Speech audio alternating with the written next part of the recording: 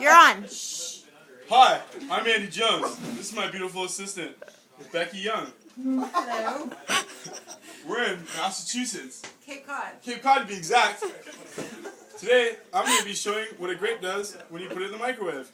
First, what do you do, Andy? Well, Becky, great question. We first cut it and fillet the grape. So the skin looks like this. Why is it important to have skin on that grape? Well, in a grape skin, there's iron. And iron in a microwave is not good. Why? Let me show you.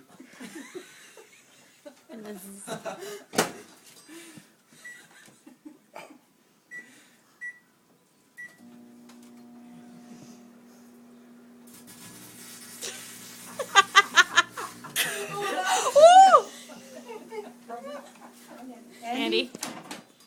And that's why we don't put grapes in the microwave. And where did you learn this, Andy? College, of course. Who says I didn't learn anything in college? Who says I didn't learn anything in college?